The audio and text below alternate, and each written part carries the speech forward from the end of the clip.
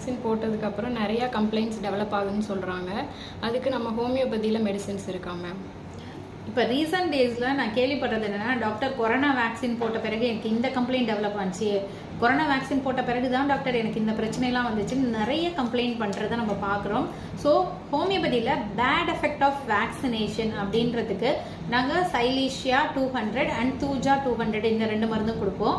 Corona வேக்சின்னால வரக்கூடிய bad effect என்ன அப்படின்னு பார்த்தோம்னா, நிறைய பேருக்கு த்ராம்பஸ், அதாவது ரத்த கட்டிகள் ஃபார்ம் ஆகுதுன்னு சொல்றாங்க.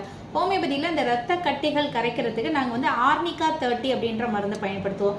ஸோ இந்த 3 மருந்துகளும் நீங்கள் ஹோமியோபதி மருந்து கடையிலேருந்து வாங்கி காலையில் ஒரு 3 மாத்திரை, இரவு 3 மாத்திரை, ஒரு 3 மாதம் எடுத்துட்டு வந்தீங்கன்னா உங்களுக்கு bad effect of corona vaccine என்ன வந்து சைடு எஃபெக்ட் வந்திருந்தாலும் சரி, அது கம்ப்ளீட்டாக உங்களுக்கு சரியாக இந்த மருந்து கை கொடுக்கும். இதை நீங்கள் நேசிக்கிற ஒருவருக்கு மறக்காமல் ஷேர் பண்ணிடுங்க.